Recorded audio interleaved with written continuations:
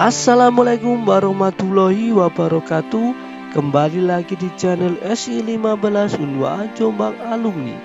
Ya teman-teman, kali ini kita akan membahas tentang kelanjutan dari video saya sebelumnya tentang pengertian SIL. Video pengertian SIL linknya saya taruh di deskripsi. Video kali ini membahas tentang jenis perintah SIL dan mempraktekkannya di MySQL dan Microsoft Access. Bagi teman-teman mahasiswa jurusan komputer, perintah SQL ini adalah materi yang wajib dipelajari karena ini merupakan hal yang sangat penting saat kita belajar pemrograman dan database.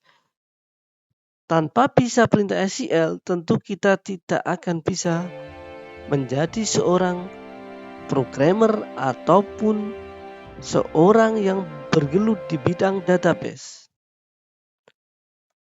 Jenis perintah SQL yang pertama adalah Data Definition Language atau yang disingkat dengan DDL. Ini merupakan perintah SQL yang digunakan untuk mendefinisikan atau membuat struktur database dan tabel-tabelnya. Perintah DDL ada 5 macam. Yang pertama adalah create. Ini digunakan untuk membuat database, tabel, dan kolom-kolomnya.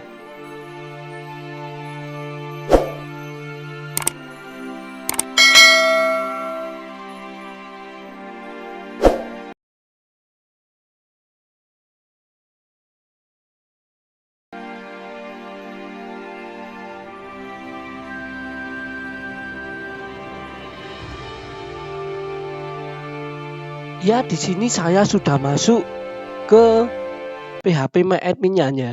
Bagi teman-teman yang belum bisa membuat sebuah tabel dan masuk di PHP MyAdmin MySQL-nya, saya sudah membuat video sebelumnya ya. Nanti linknya saya taruh di deskripsi. Nah, di sini saya langsung saja nanti ke perintah SQL-nya saja ya. Jadi untuk perintah DDL yang pertama yaitu create. Kalau yang berfungsi untuk membuat sebuah database, kita kan kalau kita membuat database-nya lewat tampilan atau desain MySQL-nya kan lewat sini. Ini misalnya kita membuat toko A, kita langsung, nah di sini sudah muncul yaitu database toko A. Nah sekarang kalau kita menggunakan SQL itu kita langsung saja ke SQL ini ya. Di sini ada sebuah menu SQL, kita klik. Nah, di sini sudah muncul sebuah lembar kerja untuk menuliskan sebuah perintah SQL. Nah, di sini misalnya kita membuat perintah create ya untuk membuat database, kita langsung saja perintahnya create. Nah, di sini sudah muncul keterangan create. Jadi kita mudahnya itu kita sudah dibantu oleh MySQL itu sendiri ya. Create, kita database, di sini sudah muncul create database. Nah, pasti di sini misalnya kita buat toko B.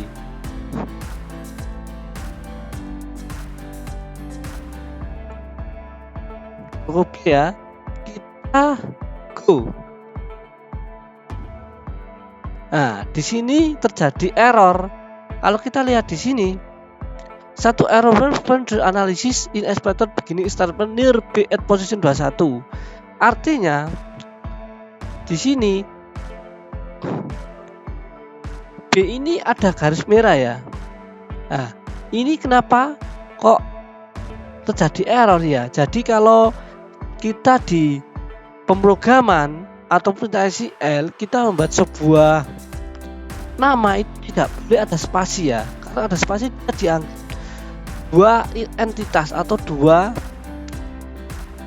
jenis database. Jadi kita harus membuat underscore. Nah, begini ya. Sekarang kita go. Nah, di sini sudah muncul toko B ya. Jadi seperti itu ya untuk membuat database dengan MySQL.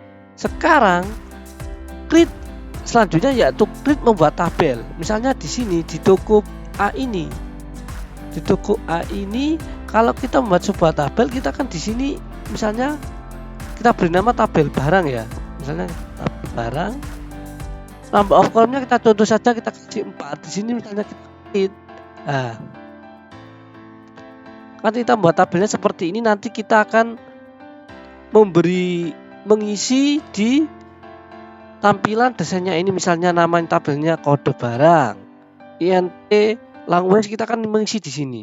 Nah, ini kan sudah saya bahas di video saya sebelumnya, yaitu tentang membuat tabel di MySQL. Nah, sekarang kita langsung saja di sini kita membuat tabel dengan perintah SQL, khususnya perintah create. Jadi kita langsung saja kita masuk ke toko B sini ya, toko B. Kita ke toko B. Kita tunggu. Nah, di toko B, nah di atas ini kan sudah ada keterangan database toko B. Berarti kita sudah masuk ke halaman database toko B. Di sini kita tidak membuat tabel di sini, tapi kita langsung ke SQL. Nah, misalnya di database toko ini kita membuat sebuah tabel, yaitu tabel barang ya. Jadi kita tinggal create table. Nah, di sini sudah muncul create table. Nama tabel kita, misalnya di toko itu kan pasti ada barang ya. Kita tabel barang.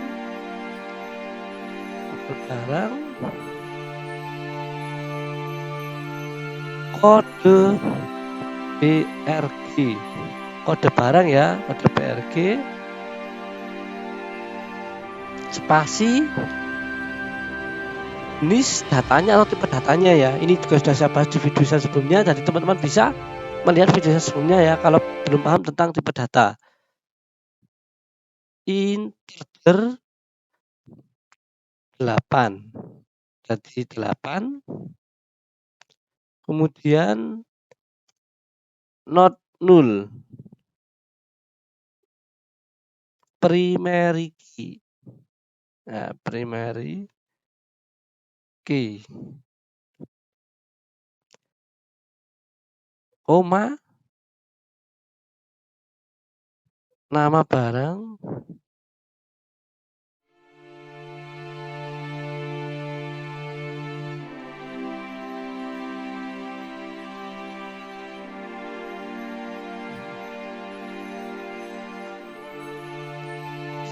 datanya misalnya varchar,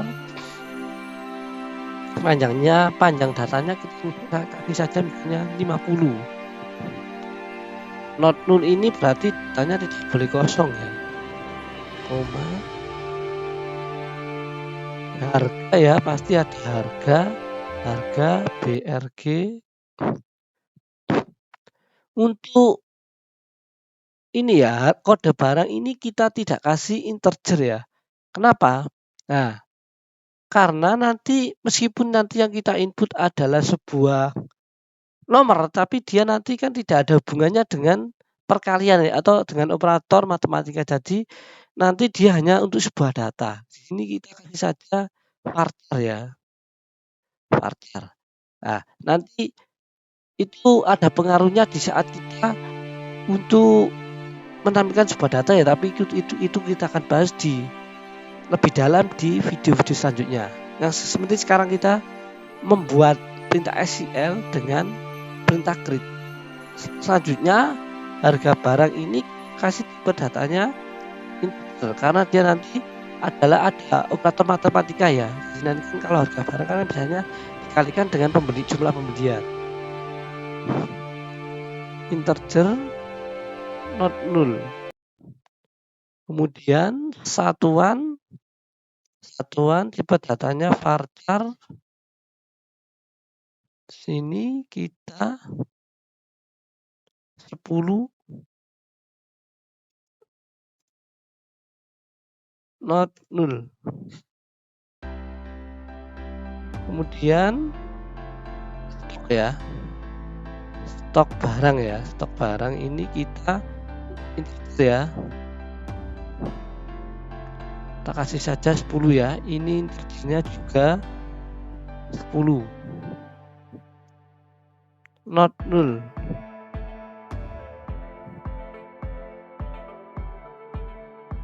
Sekarang kita jalankan ya. Go. Nah, di sini sudah muncul masalah after set is zero row. Jadi dia intinya tidak ada yang error ya. Sekarang kita di sini kita cek, di sini sudah muncul di toko B ini yaitu tabel, di sini muncul tabel barang. Jadi kita sudah berhasil membuat sebuah SQL-nya ya.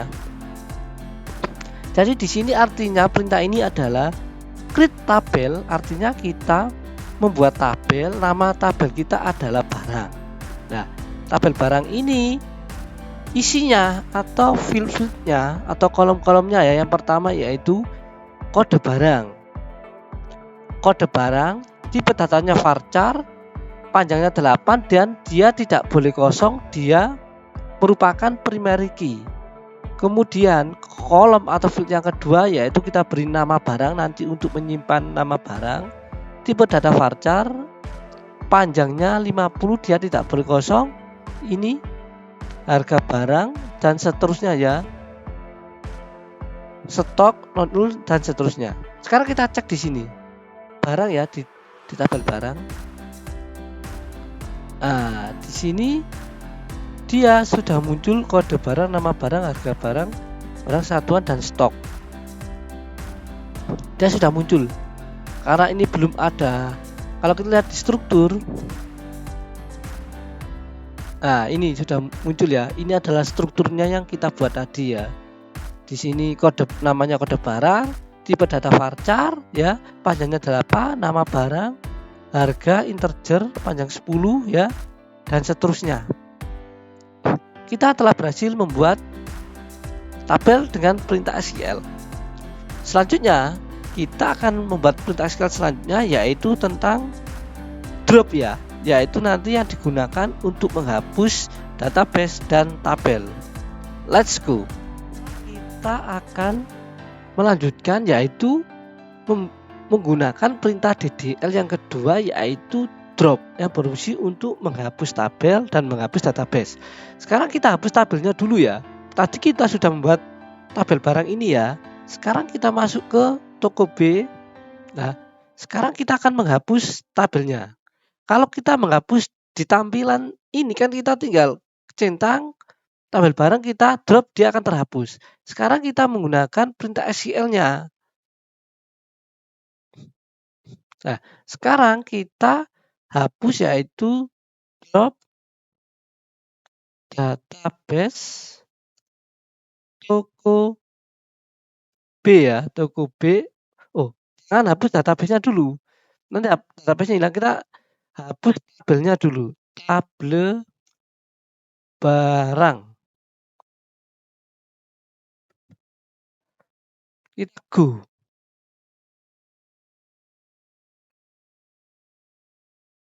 Nah, sudah berhasil. Di sini sudah hilang ya barangnya. Saat kita klik ini, tabel barangnya sudah tidak ada. Nah, sekarang kita akan menghapus juga toko B. Kita tinggal saja drop database toko B. Kita langsung saja go.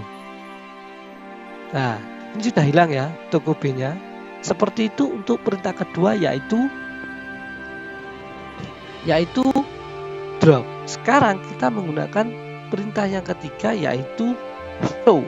Sekarang kita akan melanjutkan yaitu perintah SQL DDL yang ketiga yaitu show.